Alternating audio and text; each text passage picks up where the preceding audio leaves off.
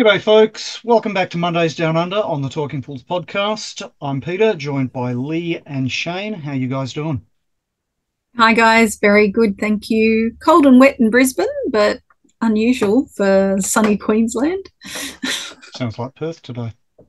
How about you, Shane? Basking in the sunshine? It was very nice today, in fact, yeah. Even had a swim in the middle of On winter. I was going Yeah. to say on purpose. Yeah, it was. Yeah.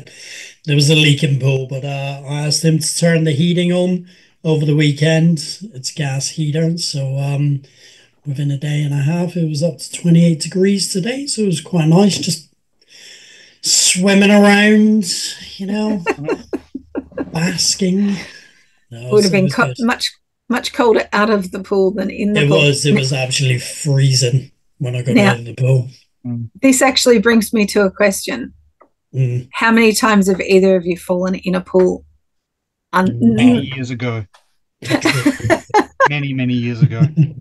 I learned. uh, I've come close many, many times. yeah, my husband No. had a very funny episode where he had to jump the fence. And this is not something that I would ever advocate for OH&S reasons, of course, but this was early on in our days of starting our business, and he did actually have someone with him. And it was at a holiday property, and he had to jump the fence to get into this pool. And as he jumped the fence, he's like, "Oh yeah, this is how you do it." Flung over the fence and went straight in the pool. And the funny thing, and the funny thing was, the people that rented the holiday property were actually standing on the balcony watching him, and they all cracked up laughing. But what I wasn't laughing about was, at that time he had a very expensive brand new mobile phone in his pocket, and this is back in the days where spending $1,000 on a mobile phone was actually a lot of money. I'm talking here like 20 odd years ago. And so, yeah, he jumped the fence, went straight into the pool, and was saturated and had a very wet and no good phone because they weren't waterproof back then. So, I'm dubious about claims they're waterproof these days, but we'll get on to that in a minute. Oh, no, I can. The one that I've actually got, Peter, is very good. I can actually take this one underwater with me and do so. For instance, there was a leaking pool that I went to last summer. One of the returns was quite far down, and it was leaking where the PVC was meeting the plaster. Did a dye test. The dye was being pulled through, but I could film all of it and then send that to the client and just say that's the problem. So yeah, the one that I have is pretty good. Says it goes down to 1.5 meters. I don't want to risk it any further than that. But yeah, You'll that's good. you'll have to send me the make and model. I'm curious about that. Yeah. There was actually a case going back about 4 or 5 years ago where I was doing a chemistry check by a pool, and the customer's dog was a Great Dane. So we're talking a small horse with big teeth, and it decided, Great Danes never grow up; they're always in the puppy stage. And I told her, make sure the door gets shut, the pool gate gets shut, because I can't have the dog in here when I'm doing chemistry. Okay, next thing I know, she'd walked out. I found out then that her idea of shutting the gate was opening it fully and putting a brick in the way to stop it closing. The dog came up, decided to jump at me, and both me and dog ended up in this pool. So I wasn't real happy about that. well, that wasn't your, like, of no fault of yours. So, No, no, entirely the fault of the customer. mm. Yeah, I but can visualize claims. it now, the dog just grabbing hold of your beard, Peter, and dragging you out of the water, trying to save you. I'll tell you what, I had enough of that bloody dog by that time. I'll give you the tip. But yeah, claims about mobile phones being waterproof, I'm dubious. What I'm also dubious about is some of the claims made in the pool industry about this thing Mm. does this thing does that. Let's share some of our favorite examples of, well, frankly, manufacturers or suppliers trying to give us a load of bullcrap. Buffer Zone Systems are the pool and spa industry specialists With a complete range of software for pool shops, service companies, and commercial aquatic facilities, with more features and integrations than any other pool industry software, you really need to reach out for a one-on-one demonstration. Contact Buffer Zone today. Hey Pool Pros, do I got some news for you? The Talking Pools podcast is thrilled to have all of our apparel products by Revved Up Apparel. Our team looks sharp. We're ready to dive into every episode thanks to their top-notch gear. Want gear like us? Want to wear Talking Pools podcast gear? Head to revvedupapparel.com. Want your own gear for your service teams? Want to look sharp out in the field? Look, it's all about first impressions, and these garments kick ass. Go to revvedupapparel.com, or better yet, pick up the phone, call them at 904-860-2586 and say, I want my fucking shirt. Tell them Rudy sent you. Again, 904-860-2586. Tell them, I want my Talking Pools podcast shirt, or I want shirts for my team. One or the other. Pick up the phone. Do it now. 904-860-2586. Don't miss out. Revved Up Apparel has you covered. Let's share some of our favorite examples of, well, frankly, manufacturers or suppliers trying to give us a load of bullcrap. Yeah. I think one of the classics is always going to be a chlorine-free Yep. pool or spa, pool or spa for that matter. I think it's the same in a lot of countries out there. I know there are pool manufacturers in New Zealand and in Auckland. The company which is looking into our updating our website at the moment, she built a website for a stainless steel manufacturer. Basically, they started building swimming pools, which I'd never heard of before. Basically, a stainless steel swimming pool. You can just plonk it anywhere you want. Well, it sounded like a very good idea. But looking at their website, they state that their pool is chemical free, and the steel does actually help as some form of sanitizer to help kill the bacteria in the water, which, I mean, I've only done a little bit of research on this and I can't find anything on stainless steel that does actually have that form of properties myself. So unless they're adding something into it, I don't know. I'm not too sure. But yeah. Copper, silver has some microbial effect. Lead does, as evidenced in ancient Rome. I do not condone putting lead into pools. Okay, the Roman Empire did it, and they do not exist anymore. But yeah, that's a bit of a stretch, I think. But the chemical free, that's my pet peeve. Water itself is a chemical. How many times have I said that? And it's an aggressive chemical at that. So that's where it goes from being a pool to a pond. And let's face it, sodium bicarbonate, we eat it. Yeah. So if we eat it, why can't we put it in the water? Like, they really, yeah, it comes down to how they word it and how they put it out there. Chemical free is really stretching it too far. Yeah. Chlorine free, I don't have a problem with, because for most of the time with some of these pools, and I say some, like some make this claim that they're chlorine free, but yet they come with a chlorinating cell.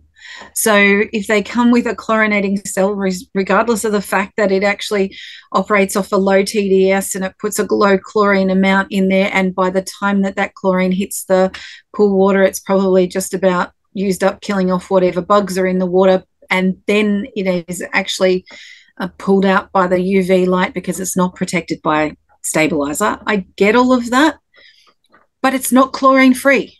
No. It's got chlorine in it. At some point in that system, it's putting chlorine into it. So don't try and be something you're not. Like, when you do that, you just come off looking like a dick. Yeah. Yeah, we see that a lot with ionizers, and we all know an example of an ionizer that was advertised. The three of us spoke about this a few weeks ago, where they said, first of all, this ionizer saves water.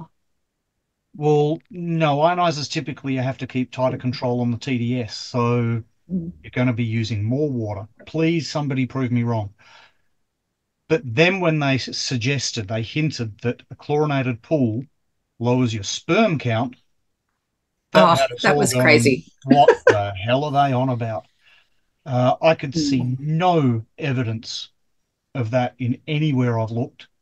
Mm. The only things I could find were on civic water supply, public water Mm. supply, where they said there's no evidence of that at acceptable levels.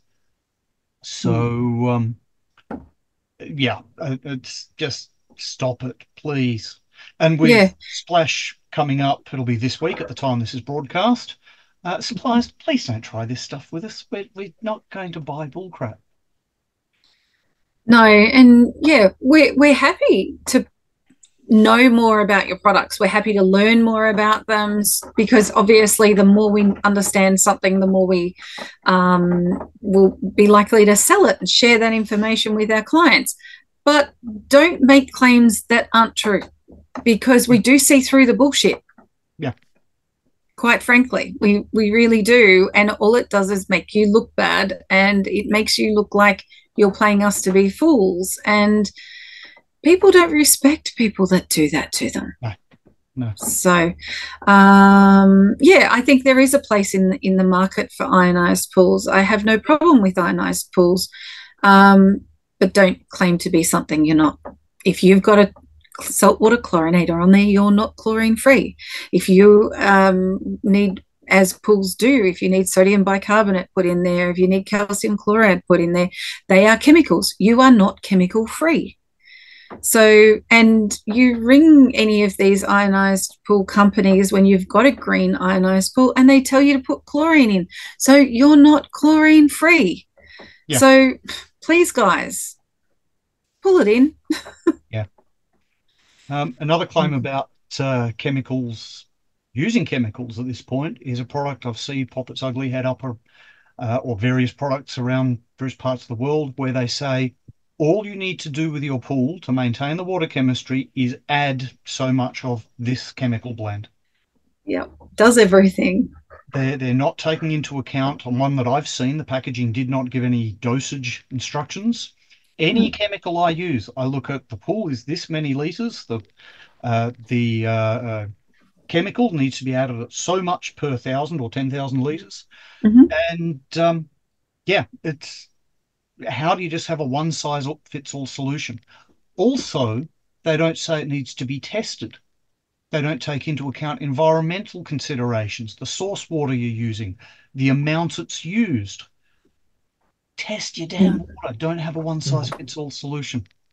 No, no, that's yeah, that's really dangerous from Yeah. a lot of different perspectives. Dangerous from overdosing, dangerous from underdosing. Hmm. Dangerous because we actually don't know what's in the bloody stuff to start with.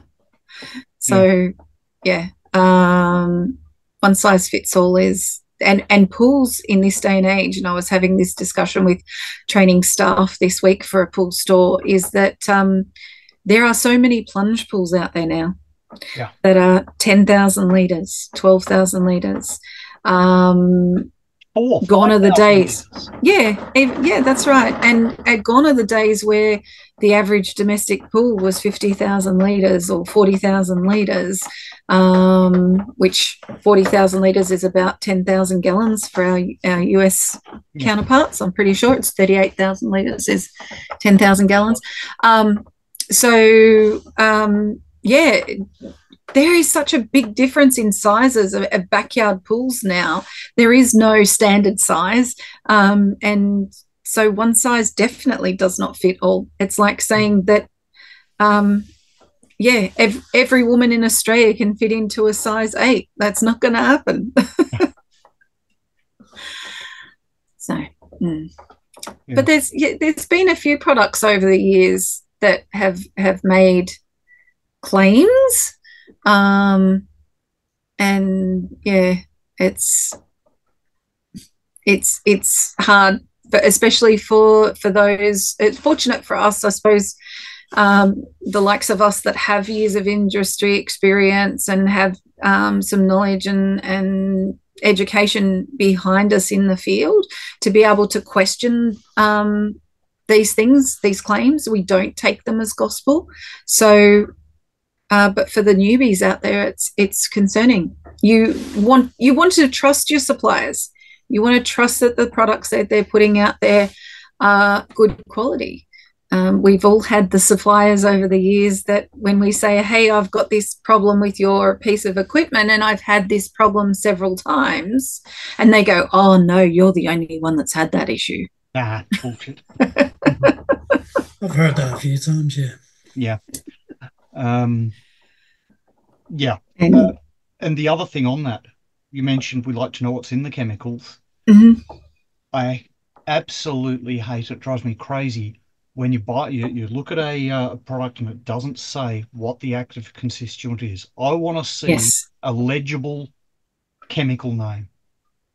Yep. Yeah, preferably with the strength of it, 65% or 45% or whatever it may be, depending on the chemical. Yeah, when you see, I was looking for some oxalic acid yesterday at a supplier I don't normally go to, and I asked them, and they said, "Oh, this should be it," pointing to a bottle on the shelf. And I said, "What do you mean should be?" And the active constituent was listed as organic acid. That doesn't help me. No, I want to see the proper chemical name. But go on. I was going to say you can go to, obviously, the SDS sheets should have that information on them. The bottle should have the information on it. But I know, but then often it can be not misconstrued, but it can be very ambiguous as to what it is. So like you say, organic acids. What type of organic acids? There's several different types of organic acids. It's like a copper complex. A copper complex is a mix of coppers. What coppers are in there? These are the things that I'd like to know. I know you'd like to know, but maybe we're a bit weird, Peter. There's no question of that at all. How dare you suggest otherwise? Yeah, but I think maybe the area of the most nonsense that I hear about is in filter media. Yeah, this filter media will last however many years. Yeah. Well, I know that when a customer asks me, depending on the size of filter, size of pool, run time, it might be anywhere from a very short time to a very long time. So sand, for example, in my experience locally in our environment, you'll get anywhere from about 5 to 8 years, roughly. Yep. Now, of course, if the people slap on a heap of sunscreen, as in not stabilizer, but lotion for the skin to stop sunburn, and then they jump straight in the pool, yeah, that's going to clog the filter faster. No question. If they have dogs jumping in the pool and there's a lot of oils coming off them, then that's going to clog it up faster. Glass, typically in my experience, about 10 to 15 years. Zeolite, well, you've probably heard before my views on zeolite. I'm just not a fan at all. I'm yet to be sold on that. I concur. Completely incompatible with ionizers that we were talking about. But also, they generally neglect to mention the extra maintenance required with a zeolite filter media.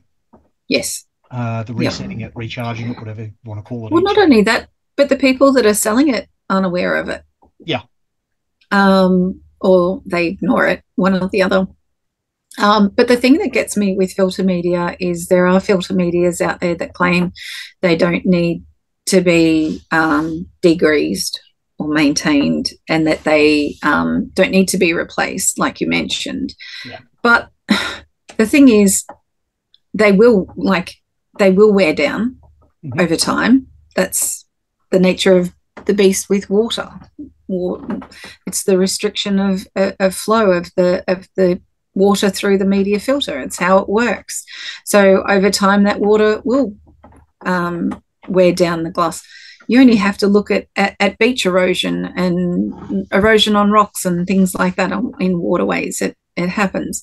So, but the thing that gets me is that if they think their filter media does not need to be degreased or cleaned, body fats and greases do not release off media easily. It's like taking your hands that are covered in grease. You've been working on a motor, you've been baking, you've got grease on your hands, sunscreen on your hands. It doesn't wash off underwater. It doesn't matter how long I stand with my hands under that tap, cold or hot, that will not wash off. I need something to break down that barrier. I need to use a detergent or a cleaning agent to actually break down that grease. And that's the whole point of doing a regular filter clean and degrease, and to make your filter media last longer, and do a better job. So yeah, that's sort of, it doesn't make sense to me. Yeah, I mean, anything water soluble will come off. Pretty much everything water soluble. Something that's effectively oil-based, lipid-based. You need something to basically let the water take it off, and that is a solvent that will dissolve oils. Is zeolite still a popular product over in Australia? Some people swear by it in my part of the country. Some people just don't see the point. Some of us actively dislike it. Right. The numbers of non-users far outweighs the number of users. That's for sure. Yeah.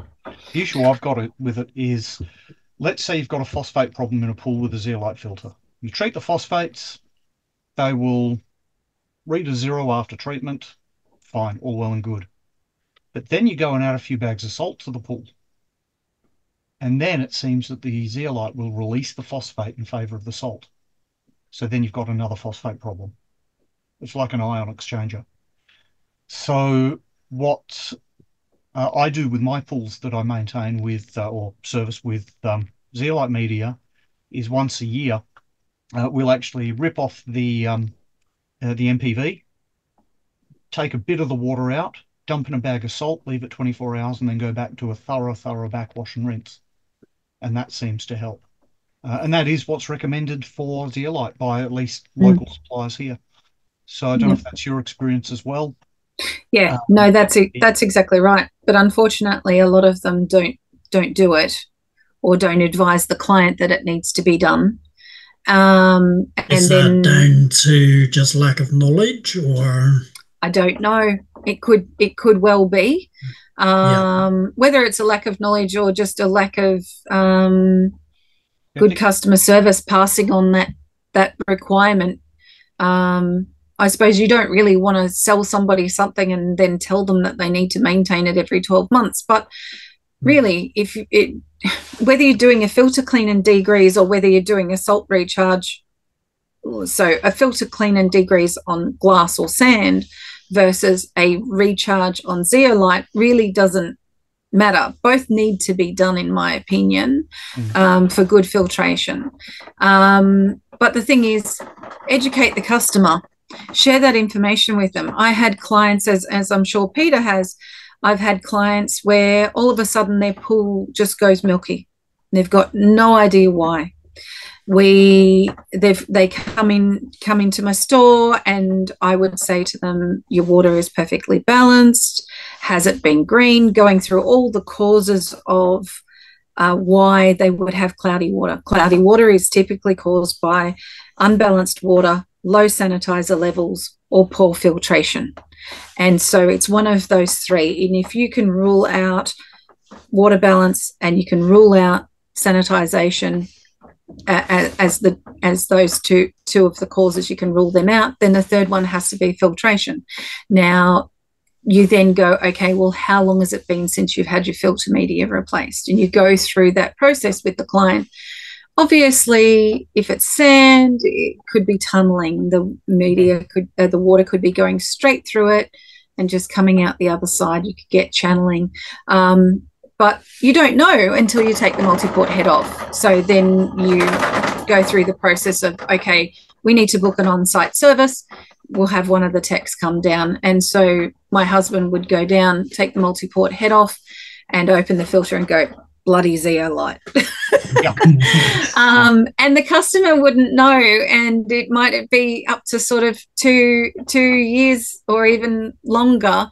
But all of a sudden, at the moment you did that recharge, the water would go back to filtering clear again.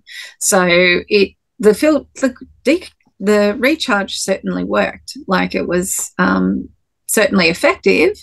We had a commercial pool that once they found out that that's what they had in their filter, because they had no idea, we just scheduled every 12 months to do a recharge on them until that media was replaced under normal time sort of allowances. So, they were very happy to have that filter media removed and not have to do go through that process each 12 months.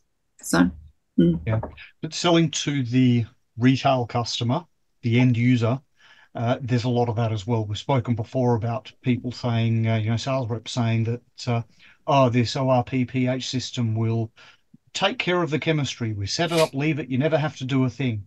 Yeah. Then we go there and say, well, hang on, I've got to calibrate this, and every year replace the squeeze tube and the acid or the chemical feeder tubes. Yes. All of those things. I went to a local pool show here a couple of years ago, and there was, in fact, on the front cover of this pool show, the magazine for this pool show, I'm sorry, had this big banner saying, maintenance-free pools, ask us how. And so I went up to him and said, look, I've been doing this for, I think it was 27 years at the time. I've been doing this 27 years. Can you tell me how to have a maintenance-free pool? Because it sounds like you're promoting unicorns here. Yeah. Look, and I think we've had this discussion before where pool builders actually sell that unicorn to clients. Yeah. And then, we're the ones that have to tell them, no, sorry, that doesn't exist. Yes, you still have to empty the baskets. Yes, you still have to test the water. And yes, if you don't test the water on a regular basis, you're voiding your warranty for your pool that the pool builder sold you was maintenance free. So, again, it's somebody selling something that's not real.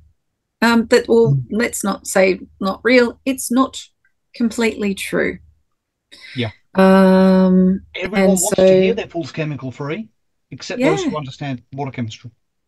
Yeah, absolutely. And people drink that Kool-Aid, unfortunately, whether it be with suppliers, whether it be retailers with suppliers, or whether it be consumers with builders, or whatever that might be, or consumers with advertising.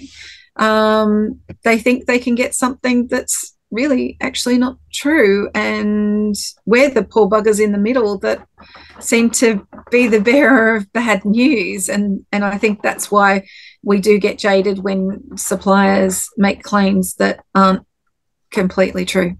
Well, forget drinking the Kool-Aid. What about the guys who claim you can drink the pool water? I mean, that's just... The butt water, as Rudy calls it. Don't drink the butt water. So I think in regards to just being honest with customers, and that's if you're a manufacturer or distributor, and your customers are people like us in the industry, or if you're people like us and your customers are the end user who's splashing about in their pool every weekend, a bit of ethics, a bit of honesty, a bit of, just say it how it is, damn it. Yeah, don't try and be something you're not. No. It always comes out in the end. Eventually. Yeah. Have we all sufficiently got that off our chests? Well, hopefully we'll be able to come back next week with everybody with wonderful new products and substantiated claims from manufacturers. So, really looking forward to it. So hopefully, I was going to say, this is going to launch on the Monday just before Splash, isn't it? This podcast. Yeah. So please, if you're listening to this podcast, come and see us. Come and say hello. Let us know what you like or dislike about the show. give us some topics. Talk to us about what bugs you or what you'd like to know more about, because we'd love to talk to you about it. So That'd be fantastic. I will be on the IR Learning stand, so Spaza stand. So if anybody wants to drop in and say hi. Leah be working. I am. Peter will be in the pub. You bet. And I'll be a dreamer with the family. I win. Yep, you do, Pete. Yeah. No, I'm looking forward to this. Like we said before, looking forward to meeting you both in person, not just on a computer screen. Yes. And spinning a yarn or two. And of course, looking forward to seeing all the new products, meeting some new people, catching up with some people we've known in the past, and also very, very much meeting some of our listeners. Yep, so it'd be great. Be fantastic. All righty. The only thing I'm not looking forward to is the airplane food on the way over and back. Not a fan of airplane food. Anyway, I will see you in person next week, guys. Yes. Sounds good. That'll be great. Stay safe, have fun, make lots of money, and stop See you guys. jumping into bloody cold pools, Shane. Too cold for that. See you later. See ya. Bye.